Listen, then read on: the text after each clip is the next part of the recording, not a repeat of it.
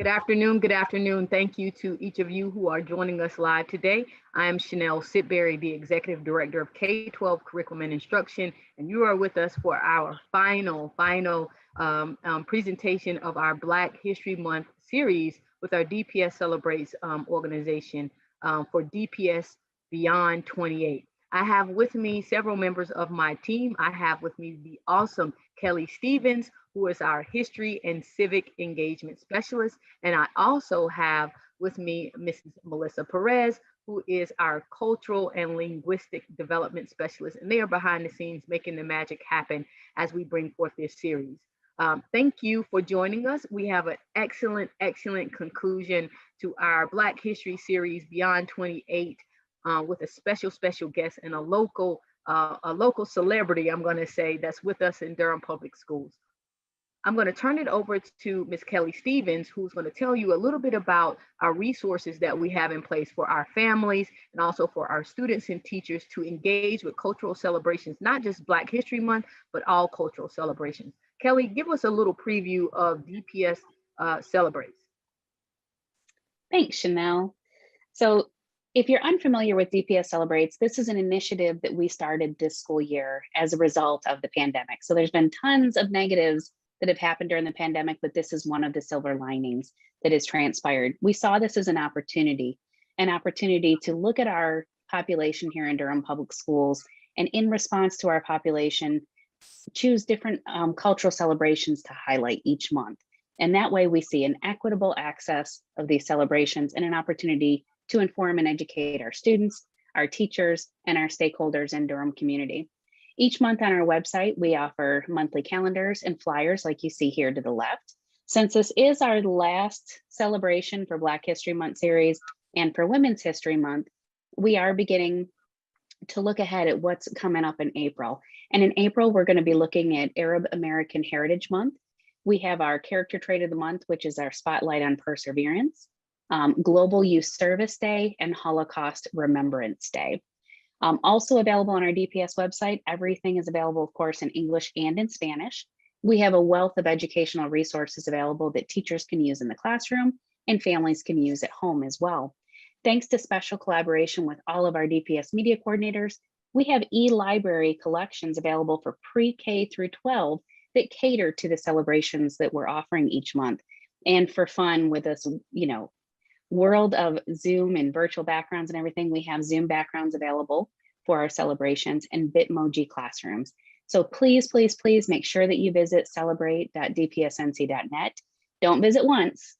Make sure you come back regularly every month, several times throughout the month, and see the new things that we have to offer. And with that, I'm going to toss it back to Chanel to talk about our initiative, which is DPS Beyond 28.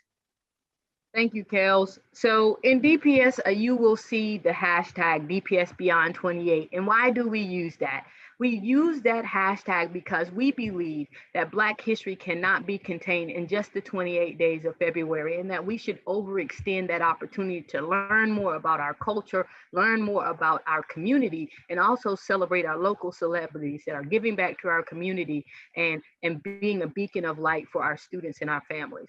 So we want to make sure that all students get an opportunity to learn about African-American history, which is U.S. history, and that they get an exclusive and diverse perspective on all that has historically happened in the African-American community. We want to make sure that we don't just celebrate African-American history or Black history. We want all students to see themselves in the pages of the books, in the resources, in the learning opportunities that we afford them in Durham Public Schools.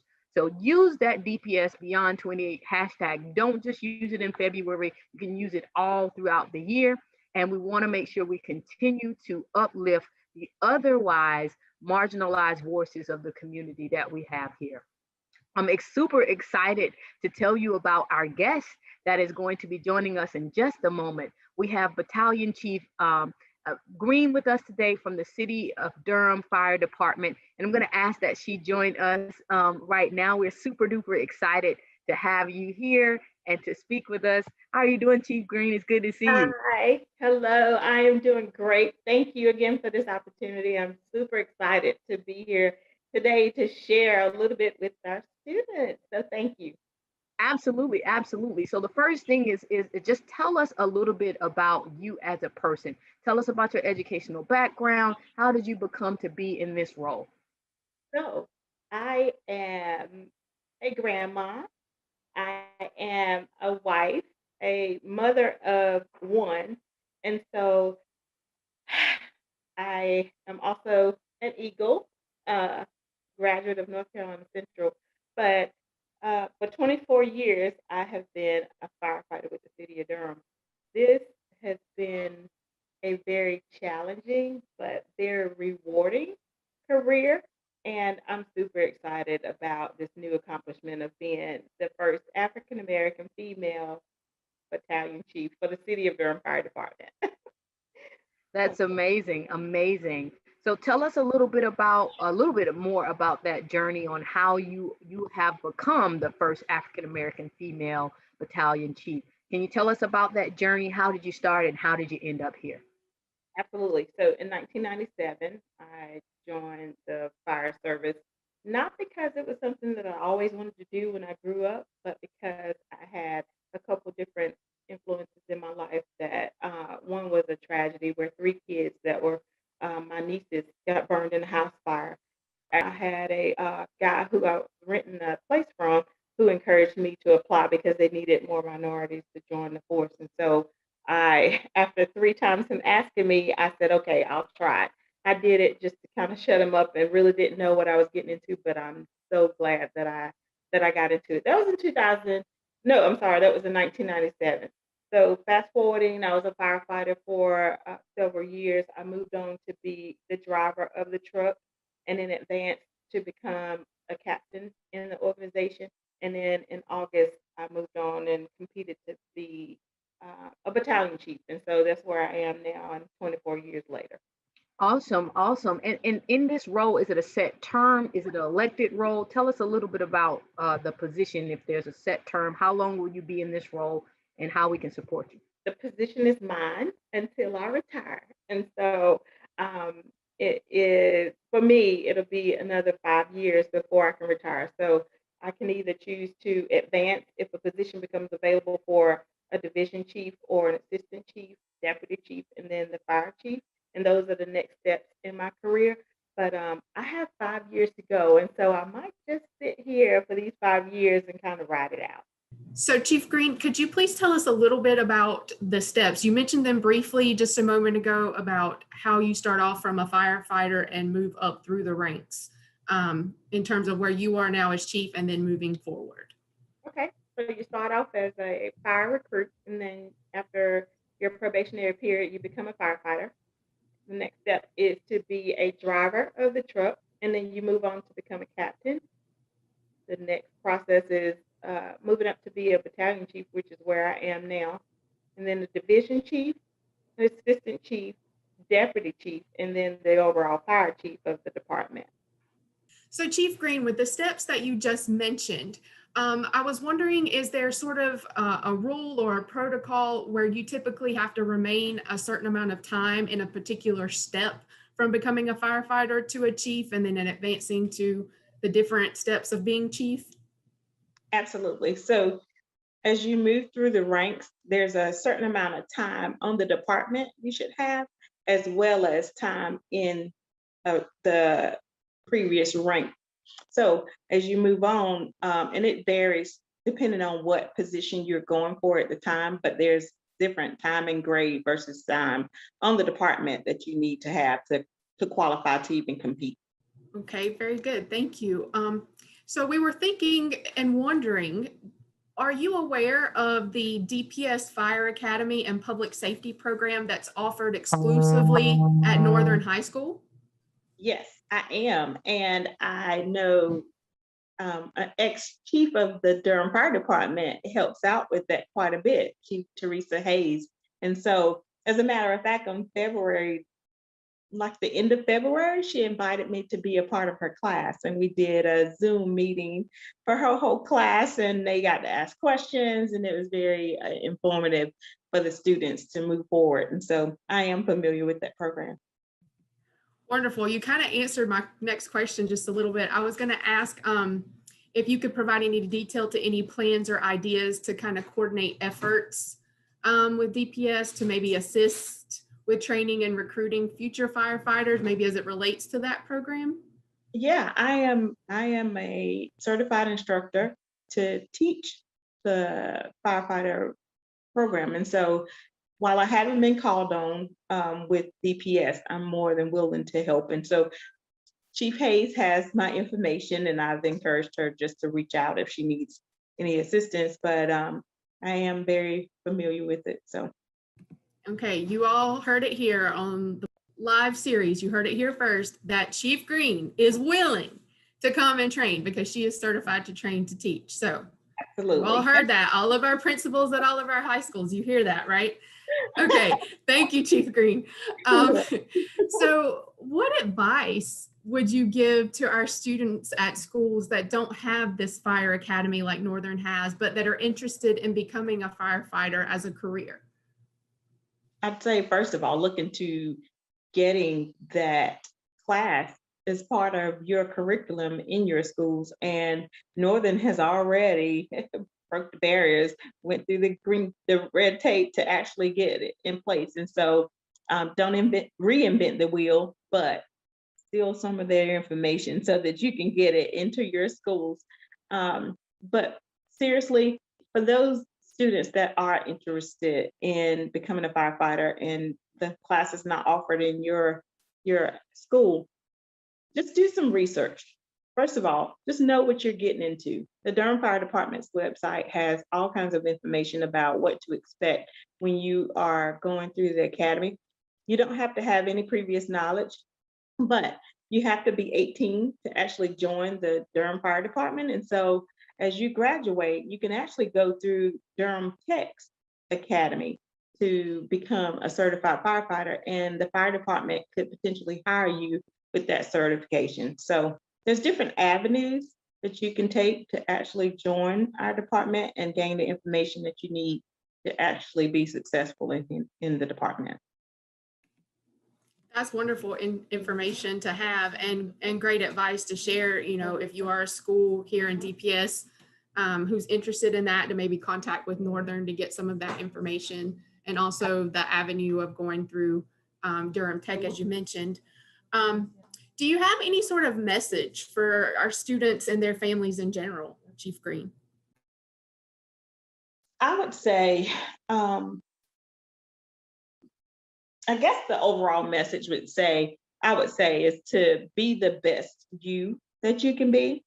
So when you look out into the world, there's not another Chief Angelica Greene. Like, I had to break down several barriers and put up a good fight to be where I am now. So while there are leaders and there are followers in the world, I'd say jump out there and be a leader. Be the best you that you can be, and nobody else can be Angelica Greene. That's wonderful advice. Thank you, Chief Greene. Is there any last words that you would like to share with us today, or share with the community at large, or share anything about yourself, anything you'd like to share? I'd just like to say that I'm a giver at heart. And so anybody that you encountered as a firefighter, you should know that they don't do it for the money, that they do it because they genuinely want to help people. And unlike other professions, this is one that's so rewarding in that people really genuinely want to see you coming, and they know that you're coming to help. And so that in itself is gratifying to me, being in this profession. And so I have 5 more years to go. I'm looking forward to it, but I'm also looking forward to seeing some new faces join our organization. And so I'm glad to be here. I'm glad you all invited me, and I'm willing to come back whenever you need me. Thank you. And thank you so much for accepting our invitation, for taking time out of your busy schedule to share with us today. And I'm sure there will be a time when we call you again and maybe ask you back or do something else. And, you know, it couldn't be a more perfect end to our Beyond 28 Black History Month series celebration. And also with March being Women's History Month, and you being like like Chanel said earlier, a local celebrity, you know, paving the way for women and more women in leadership roles, and especially African American women. Having been part of a population that's been marginalized for so many years, pressing forward and going into leadership is just amazing. It's heartwarming. It makes us also happy to see. So thank you again. Thank you for being here, Chief Greene. And I'm sure we will be in touch soon. Have a Absolutely. wonderful afternoon. You as And well. thank you. And at this time, I would like to turn it back over to my colleague, Ms. Kelly Stevens, to wrap us up for today. Thanks, Melissa. I appreciate that. And Chief Greene, thank you once again for joining us today. What a powerful message you have shared with our community for all of our students to hear. And I'd also like to share that my husband, once upon a time, you know, when we were younger, was a volunteer firefighter. And I know the hard work that firefighters do every single day. I know the dangers that you face. So thank you so much for your service to our community. We appreciate you. Very welcome. Okay, and I want to, you know, kind of advertise our breaking news. Now, I've advertised this the last 2 sessions, but we have had so much fun and it's received such positive reviews for our live sessions that we've been offering every Wednesday throughout February and March that we're not ready to end it right here. We are going to make a little bit of a change. Instead of it being every Wednesday throughout each month, we're going to do it one Wednesday a month. We're going to do it the second Wednesday. It's going to be at the same time, same place, 1 o'clock to 1:30 p.m. right here on YouTube Live. And each month we're going to feature a guest speaker that's related to one of the celebrations. Now for next month, here's a little sneak peek.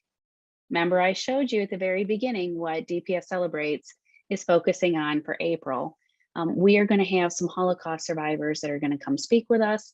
And we have a guest that's near and dear to my heart. When I was in the classroom, Abe Piacek was a Holocaust survivor and spoke to many classrooms across the Triangle and spoke to several different groups of students with me. Unfortunately, Mr. Piacek passed away recently, and a good friend of his is carrying on his legacy, and he's going to be joining us as well and sharing his experience with Mr. Piacek and sharing his next adventures of how Mr. Piacek's legacy is going to continue even after he's no longer with us. So please join us the second Wednesday of April at 1 o'clock. And I want to thank everyone. This has been an absolutely amazing 2 months for our Black History Month series. We thank you for joining us. We ask that you join us and follow us on social media. We have our secondary world language and social studies social media. We have our DPS Beyond 28. We have Durham Public Schools. We have DPS K-12 curriculum instruction. And now we have a brand new following for DPS Celebrates on Facebook, on Twitter, and on Instagram. So whatever platform you're on, please follow us to see the latest and greatest, to comment, to tell us about things that maybe we are not aware of, because we want this to grow and expand because we are DPS. Melissa, do you have any last messages to, you know, end us off, send us off well from our Black History Month series? I would just like to thank everyone for joining us for the last couple of months on Wednesdays at 1 and sharing in all of our wonderful guests and all the wonderful information and advice and opportunities that they have presented us with. And we definitely invite you, as Kelly said, to come back for our upcoming monthly continued guest speakers as the celebrations continue. And I would just like to thank everyone for their time, and we hope to see you in our future celebrations.